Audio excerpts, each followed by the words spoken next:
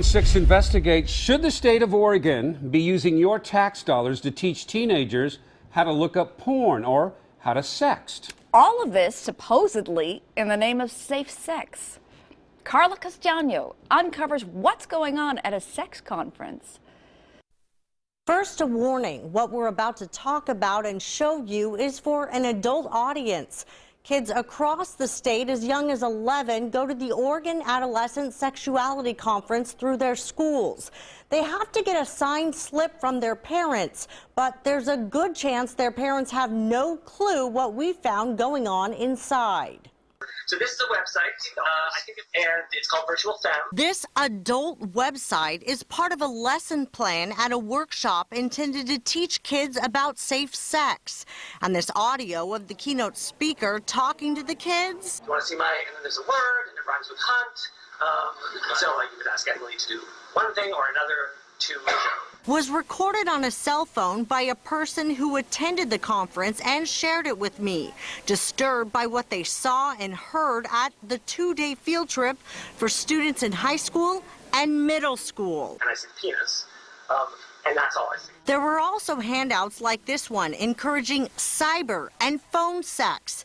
They went on to suggest things like bathe together, shave each other, wear each other's underwear, role play, lap dance, or striptease, buy an XXL pair of pajama bottoms and sleep in them together. All suggestions on how kids can engage in intimate activities without going all the way.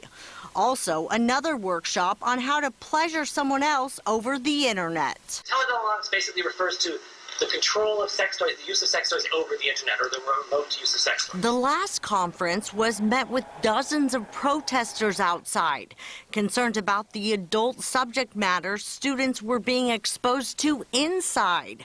And when we spoke to the director of the conference last spring, he never gave us any indication of the graphic nature of the conference. So after I was given the audio and pamphlets, I requested an interview and asked him about it. During this teledildonics session, the speaker spoke about masturbating via Skype. Is there a concern that that could possibly be recorded? Is this interview going to go all down this line the whole time, Carla? Because if it is, I'm walking out. And I'm serious about this. I am. These are legitimate questions. No, they aren't legitimate questions. Brad Victor is partially paid with state funds to put on the Oregon Adolescent Sexuality Conference in Seaside. While he refuses to give an answer, this student tells me what she saw go on in the name of healthy sexuality was shocking. I felt really just horrified and unsettled by it all. There was a session where students were taught how to put a condom on, but what got to her was the workshop where the speaker brought students to a porn website and taught them to program the virtual women. When you press a certain command, it tells her to perform various sexual acts, and so that was really disturbing. Here's audio of the keynote speaker giving directions on how to make your own avatar for virtual sex. You can program her to do what you want her to, whatever it is based on what you want to say, right? So if you don't want to say, give me a job or something. The conference isn't just for kids. Teachers, school district healthcare workers, and school board members like Lisa Maloney also attend. She's not representing the St. Helens district, but was concerned by what she witnessed. All kinds of speakers about internet porn, using sex toys, using meth, as is showed in this book, for when you're engaging in sex. It encourages using meth because it helps your sexual drive and whatnot in here. Now what you're saying is pretty crazy, so you're going to have to show me what you're talking about. It says in this booklet that was handed out and given to all young people. I checked, and inside this handout reads, meth is widely used for a million reasons. To have lots of sex with lots of partners for long periods. A concerned mom showed me other pamphlets titled Dry Humping Saves Lives and How to Get Your Groove On Fluid-Free. One gives tips on masturbation. Watch porn, lube, do it in front of a mirror, or do it while someone else is watching. The material that is passed out at this conference is dedicated to preventing teen pregnancy, prevention of STDs, and also developing healthy relationships.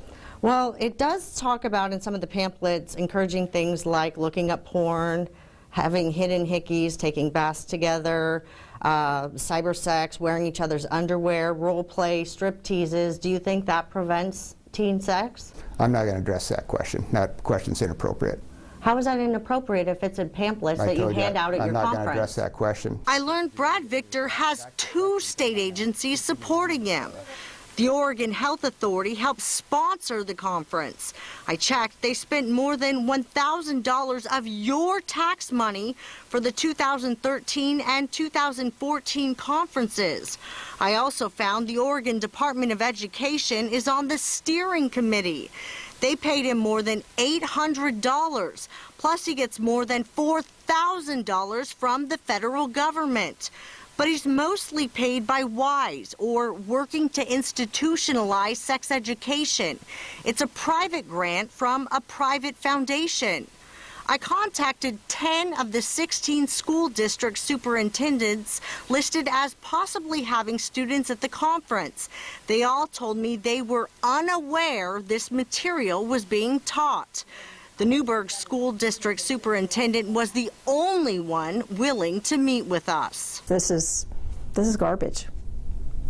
So that's disappointing. What we showed her, a far cry from what she was told would be at the conference. Educating youth about benefits of, safe sex. WISE, the grant behind the conference, also provides the sex ed curriculum for the same 16 Oregon school districts who attend the conference. The individuals are able to take this professional development opportunity back to their workplace. In the WISE curriculum, 6th grade students are asked, how do people express their sexual feelings? They're given answers to circle like anal sex, oral sex, and sexual fantasies. Concerned parents say it's all just too much. If it was an adult sex conference, we wouldn't be having this conversation. But this is directed to adolescents, and we want them to be safe.